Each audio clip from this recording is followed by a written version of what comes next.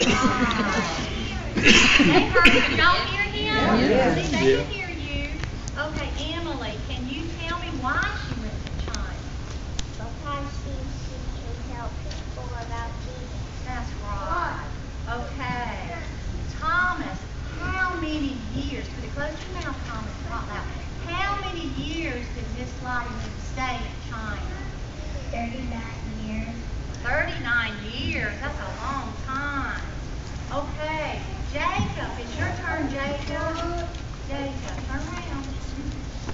Just 1 second. Okay, Jacob, can you tell me when Miss Lottie Moon got to China, could she speak Chinese? Could she speak Chinese, Jacob? Okay, all righty.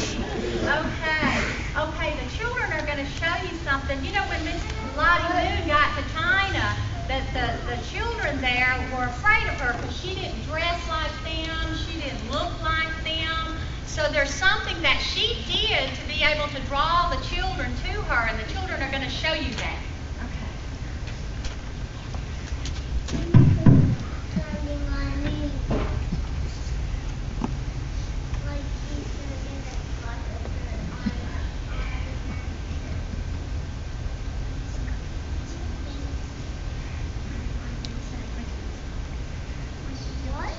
What did she do? Yeah, she baked cookies just over and over and over again, trying to get the children to come to her. And they were a little timid and afraid, but what did they do? They come? Yes.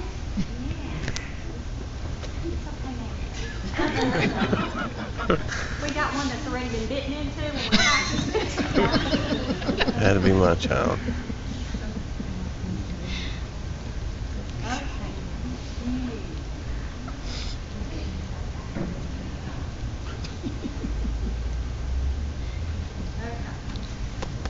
So through the children, she was able to get to know the mothers, because that was she wanted to be able to speak to the mothers and the ladies there in China. So she had to adopt their dress, their culture, and their customs.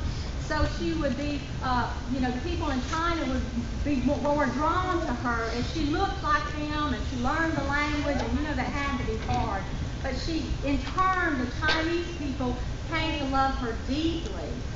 And she had such a deep compassion, and she found out once she got there that her gift was evangelism.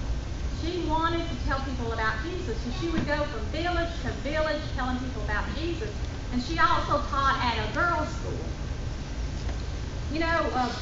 Right now China has about 1.3 billion people there. And back in the 1870s, I'm sure it was a vast farmland, but there's one thing that never has changed, and that was that China has a need for a Savior.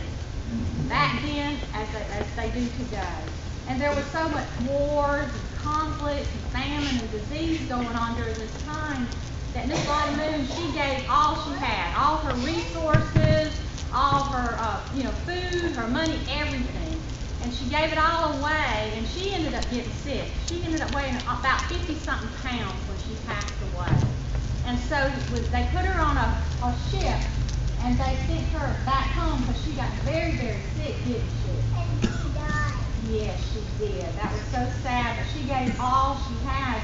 So in honor of Miss Lottie Moon, we collect one offering that pays almost over half of our missionary budget. What's the name of that special offering that we collect once a Miss year? Lottie Moon Christmas Operation. The Lottie Moon Christmas offering. That's right. There's two quotes that I'd like to read to you that Lottie wrote herself, and it just speaks volumes about her heart. And it says, "How many there are who imagine that because Jesus paid it all, they need pay nothing, forgetting that the prime object of their salvation was that they should follow in the footsteps of Jesus Christ in bringing back a lost world to God." And the second quote she said is, "Why should we not, instead of the paltry offerings we make, do something that will prove that we are really in earnest in claiming to be followers of Him who, though He was rich, for our sake became poor?"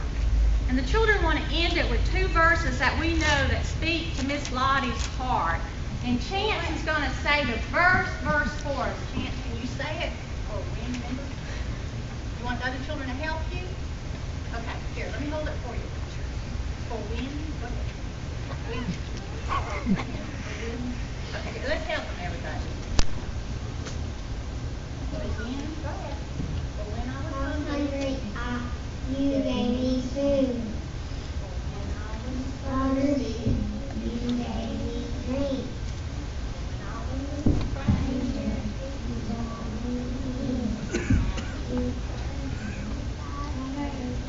Thank you. And then the very last verse that we want to say that Miss Lottie Moon would want us to do, and not just to, just to hear the verse, but actually to obey, and that's Matthew 28:19. Go